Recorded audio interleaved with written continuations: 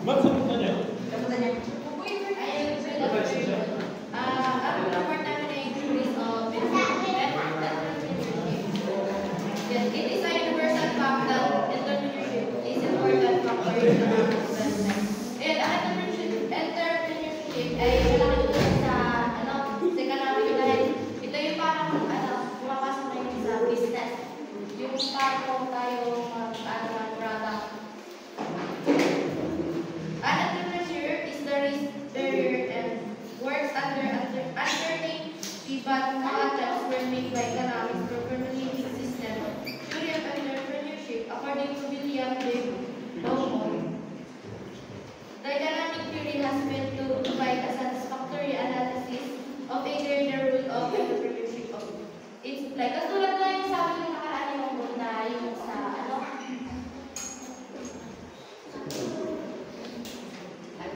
yung Alphamart, yung nagtayo ng Alphamart dun sa parang ready to list yung nila company nila kung ano ba maganda ba to sa mga tao kahit na hindi nila sigurado kung ito ba ay aano sa mga tao kung papatok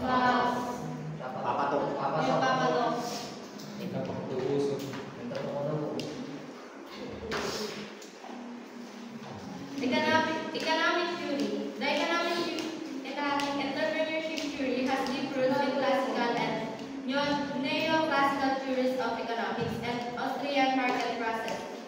These theories explored the economic factors that enhance entrepreneurial behavior.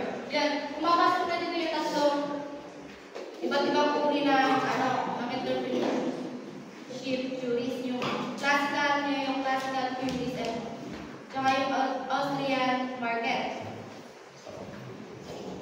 Una ay ang classical theory. May ibasa Ashley. The classical theory extolled number theories of three stages, concentration and computation.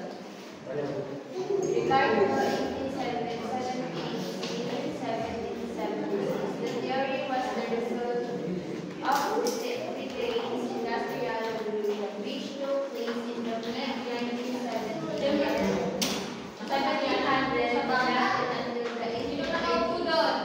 The classical movement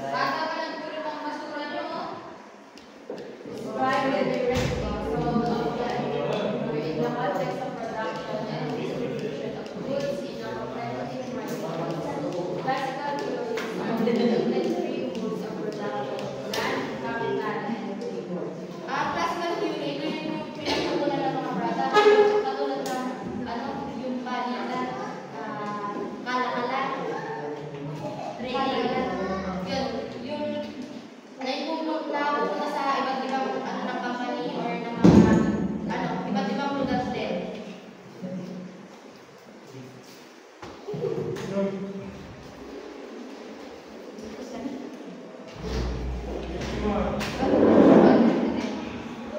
Next is neoclassical theory. Di ba doon sa classical theory, ang sabi ni Titik is, doon magagaling distributor. Pagdating sa neoclassical naman, sila naman yung mag-decide ng presyo kung magkano pagdating sa customer. For example, yung presyo na bilihin is nakadepende kung gaano marami yung tao at kung gaano marami available na supply. Kung yung mga supply is kung gusto bumili is kokonte, ang magiging presyo is magiging mahal. Ganun din kung konti lang yung supply, ang magiging mas magiging mahal yung mga bilihin. Tapos kapag marami ng mga tao bumibili, yun magiging mahal pa rin. Then kapag konti yung bumibili pero marami ng paninda, bababa ang presyo. Pero sabi nga po is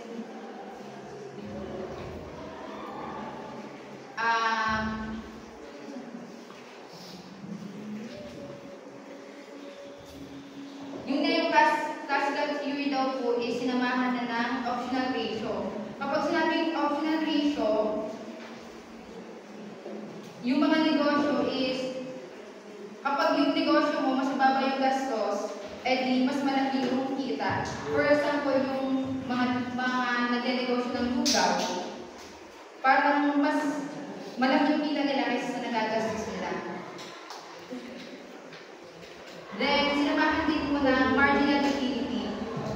Sa entrepreneurship, mahalaga daw po ang marginal utility dahil parang nakukuha natin sa customer satisfactions ng good service. Para kapag maganda yung service ng negosyo mo, mas maraming lalapit sa'yo na customer. Next is Austrian market process. Nabasa ni Jim. Austrian market process, or AMP. These unanswered questions of the neoclassical movement led to a new movement which became known as the Austrian market process, or AMP. The AMP, a modern influence by Joseph Allen, is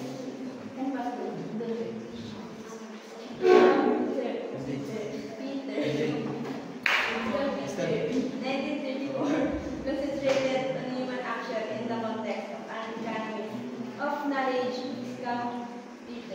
describe entrepreneurship as a driver of market-based systems. In other words, an important function of an enterprise was to create something new, which resulted in processes that serve as impulses for the motion of market economy.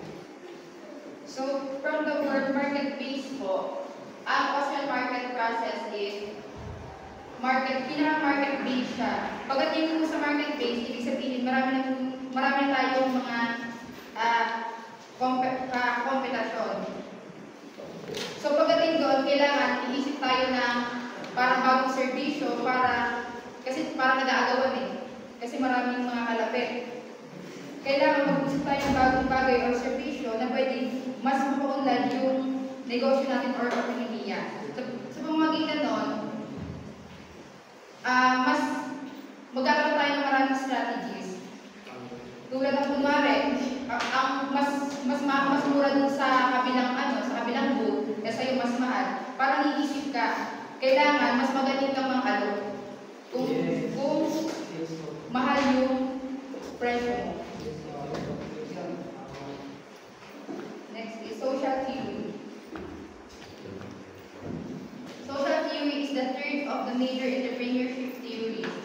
Sociological enterprise focuses on social context. In other words, in the sociological theories, the level of analysis is traditional the society. So, ito po yung social theory, pinaka-tradition sa entrepreneurship. Kapag sinabing sociological context, hindi lang nag-focus yung isang negosyante sa pera or doon sa kinikita nila. Nag-focus din sila kung paano mag-benefits yung ibang tao or yung community sa paligid nila. For example, fair trade coffee shop. Kunwari may coffee shop ka, hindi mo lang iisipin na ako kikita ako. Dapat iisipin mo din yung pinagpupunan mo is nagbe-benefit din sa'yo. Kasi sa pamamagitan nun, sinisigurado nila na yung magsasaka or yung distributors is parang lumalago rin kasabay mo.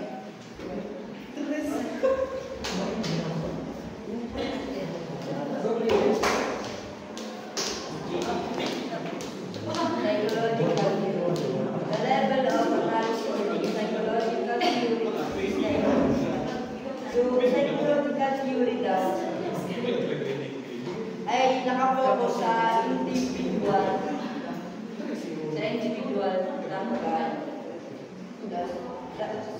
Landstorm 1998. This theory possesses personal characteristics that define entrepreneurship, personality, need for achievement, and locus of control are removed. If the rest are as evidence, the sentence for three other characteristics that have been found to be associated with leukemia and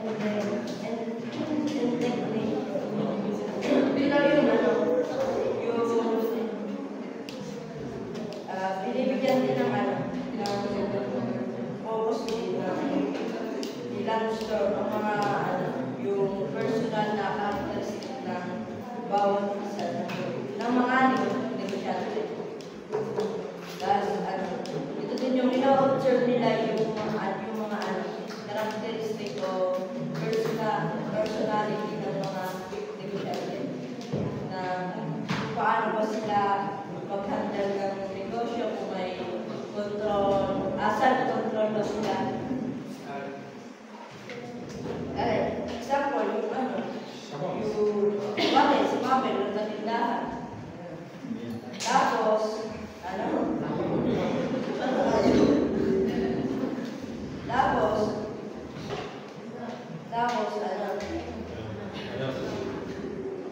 nagtitinda siya ng kakanin.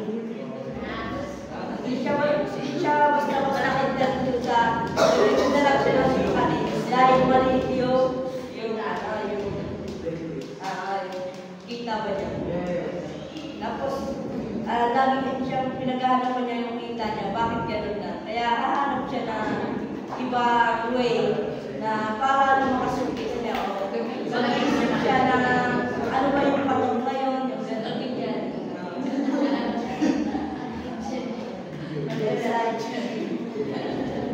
Locus of control, makikibasa attitude.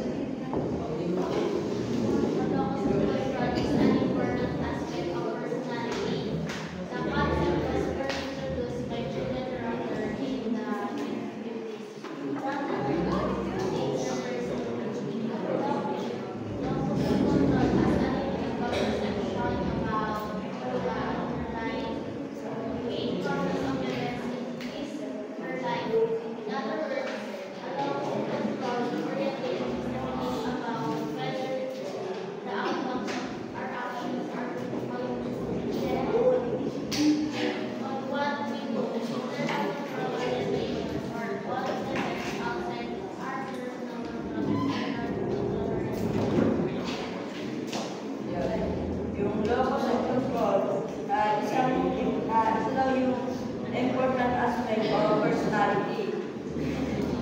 That's pinakilala ni o inintroduce ni Julian Turner noong 1956. Noong 1966, ito ay ang pananaw ng isang tao kung ano ang mga pangkaling dahilan ng mangyayari sa kanyang buhay.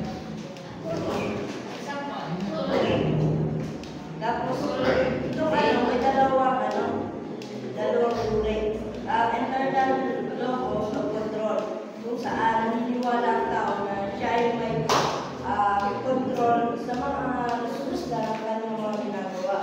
At ang external locus of control, kung saan naniniwala ang tao na ang mga mangyayari sa labas ng kanyang sa control ay nagbibigay ng mga resulta. Yung halimbawa, si Rolando, bumagsak sa exam. Sasasayin niya yung puro dahil mahirap yung pinagawa niya sa kanyang exam. Na-observe din yung kanyang sarili dahil hindi siya nakapag-review, hindi siya nag-aaral ng mabuti. Tapos, parang naging reflection sa kanya, nag-aaral na siya ng mas mabuti para susunod na exam, mapasa na siya.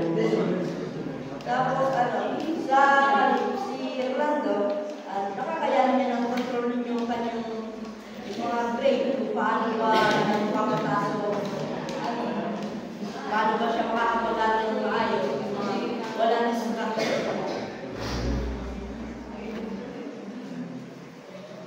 Need for achievement theory. Makikibasa dyan, Vic. Need for achievement theory. Well, the trait of modern focuses on viewing qualities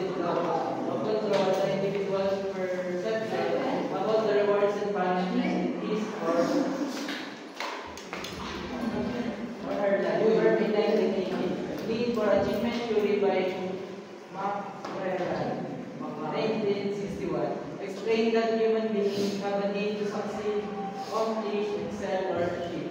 Entrepreneurs are driven by this need to achieve and excel. Yung entertainment theory daw ay nakabase sa dalawa. Ang una ay yung motivation ng isang tao makamit ang tagumpay at ang isa ay motivation ng isang tao na naiwasan ang kabiguan o pagkabagsak. Halimbawa, may isang businessman. Hindi sila nag-iisip ng negatibong bagay na makakapagpabagsak sa kanila. Kumbaga, nag-iisip pa sila kung paano mas mapapalago ang kanilang negosyo. Kunyari, may isang business na tao, hindi sila mag-iisip ng masama or ng negative sa kanilang business kasi doon yung way kung bakit sila mapapabagsak. Tapos, sabi dito sa theory ni Ma'am Gerald, kung bakit may mga tao na naghahangad sa magtagumpay at magsumikap ng gusto para makabot ang kanilang ambisyon. Halimbawa, sa pagbuo ng business, kumbaga, di ka magbubuo ng business dahil gusto mo lang. Kaya ka gumagawa ng business kasi motivated yung tao kung gusto mo ma-achieve yung goal. At ang iba naman, satisfied na sa kanila kung anong meron sa kanila. Yung mga tao naman na sinasabi na satisfied na sila sa kanila kung anong meron sila. Yun yung, kunyari may isang business sila na yung kondo hindi na naikot. Kumbaga doon na lang yung doon na lang. Kumbaga, hindi na lang nila maubos yung unan nila. Ibig sabihin doon, natatakot sila mag-try sa ibang way natatakot sila mag-try sa ibang paraan kasi natatakot silang ma-fail o hindi maging successful o hindi maging successful yung business nila.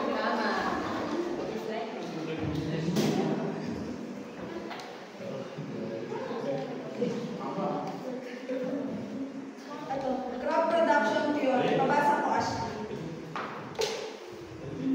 Crop production theory. Plants are autotrophic and therefore they fix the energy of the sun and manufacture food from simple inorganic substances for almost all the other organisms. Through photosynthesis, crop plants have a wide range of development including responses to sunlight, daylight, temperature, nutrients, and water supply. Okay, dito sinasabi sa crop production theory. Dito daw yung halaman ng isang busuto na nagkakakain na pinapalago o nabubuhay sa araw. Halimbawa dito ay isang puno ng mangga. Kumukuha ito ng tubig sa lupa, hangin mula sa atmosphere at sikat ng araw mula sa kalangitan.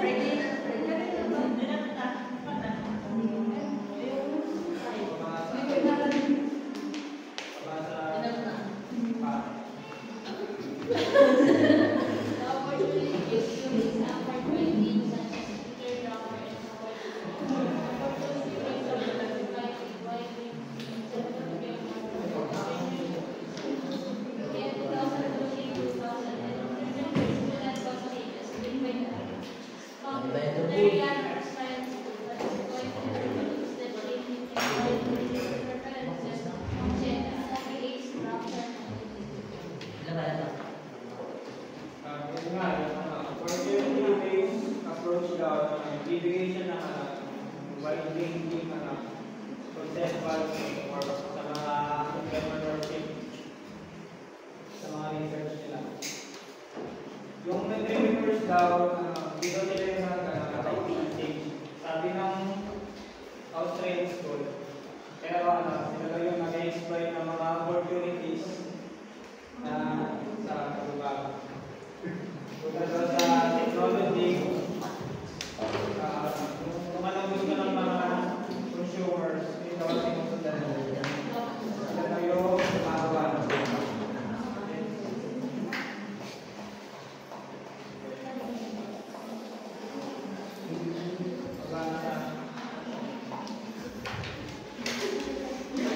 Environment safety. This defines entrepreneur and entrepreneurship.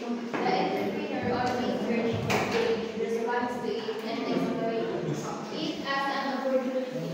What is apparent in Drucker's opportunity construct is that entrepreneurs have an eye more for possibilities created by change than the problems. Ito, binifine daw yung entrepreneur, saka yung entrepreneurship. Yung entrepreneur daw ay always na naghahanap sa babago. Research for change. Respond daw nila ito sa mga kasi na-exploit daw nila yung mga opportunity.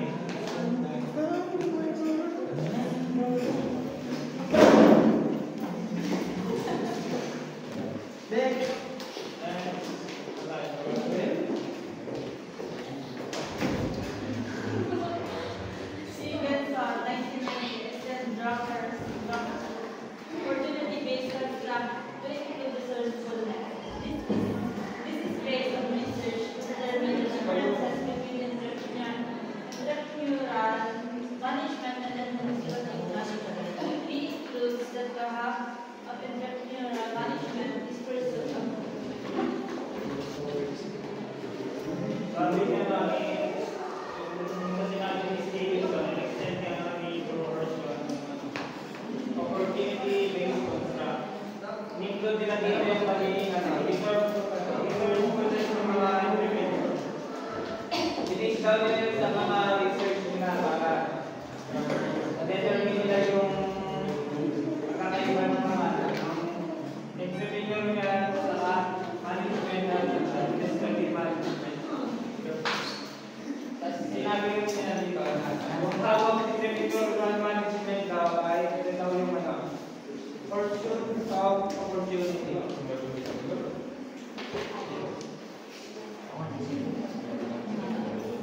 Nabasa.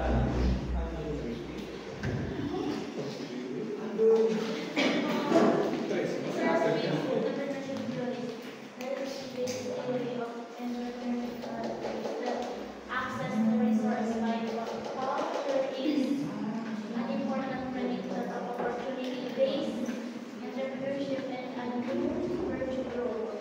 Alvarez and this theory stresses the importance of financial, social, and human resources, outreach, thus access to financial, social, and human capital represents three classes of activities under the resource-based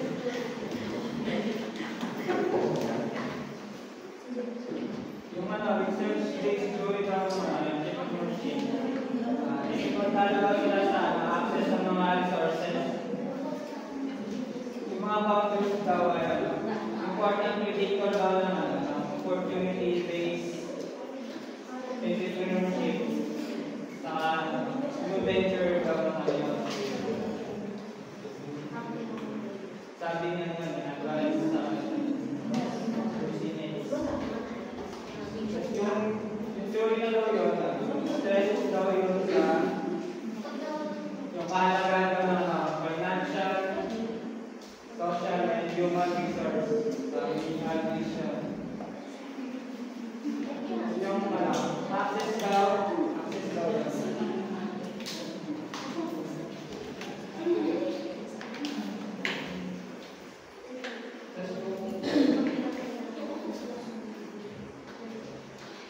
Tapos yung financial, social, and human capital, nag-represent daw yun ng tatlong classes ng mga theories.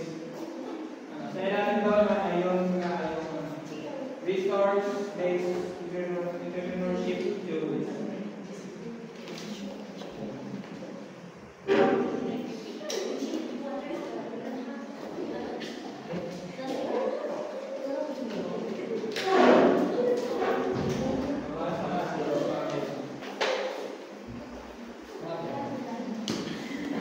Financial capital and liquidity theory. Historical research has shown that the opening of law firms is more common when people have access to financial capital.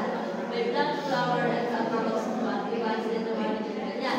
By implication, this theory suggests that people with financial capital are more able to acquire resources to effectively exploit entrepreneurial opportunities and appear to do so by clauses and Yun nga, yung research daw, pinakita doon yung pagtatag daw ng mga bagong care ay mas common. Minsan, yung mga tao daw ay may access daw sila sa mga financial capital. Meron silang mga pera para makapagawa ng care. Yung theory na yan, sinasabi ko sinasuggest, yung people daw, mga tao daw, may financial capital, ay mas kaya daw nila mag-acquire ng mga resources para ma-exploit sila sa mga resources dahil nga may pera sila. Tapos, kaya daw nila gawa ng mga film or mga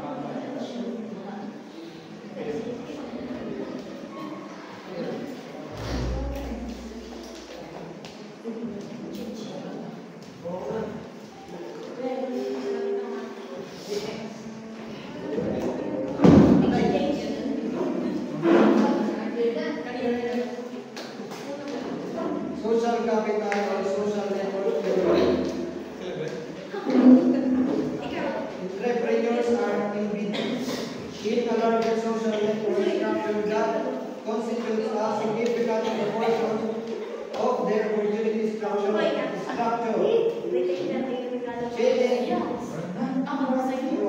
Says an individual may have the ability to recognize that even entrepreneurial opportunity exists, but might lack the social connections to transform the opportunity into a business startup.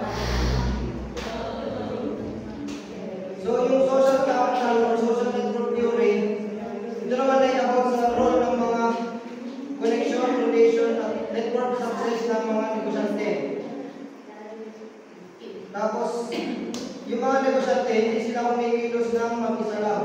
Dahil sila ay malawak na bahagi ng lipunan na may malakas na influence sa kanilang kakayahang makilala at magamit ang opportunity na to para mas maging successful sila. At hindi na makikipag-partner ng isang negosyante kapag maliit ang makukuha nila kasi lagi silang nakatulong sa ROI or sa return on investment.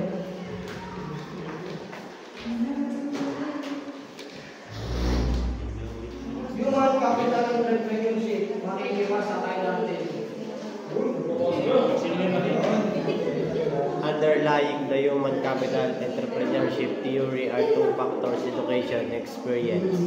Knowledge gained from education and experience represents a resource that is heterogeneously distributed across individuals and in effect central to understanding differences in opportunity, identification, and exploitation.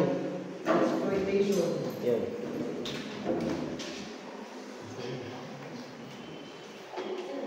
So yung human capital entrepreneurship theory naman ay about sa importance of education and experience. So bilang pangunahing bahagi ng human capital na nakaka-affect sa success sa pagninegosyo. So yung education ay nag-enhance sa kakayahang mag-isip at nag-enhance din sa kakayahang ma-solve yung mga problema. While experience ay nagbibigay ng practical knowledge at specific knowledge sa business higher level of human capital, ay mas marirecognize yung market gaps, innovative solutions, at mga strategies sa pagninegosyo.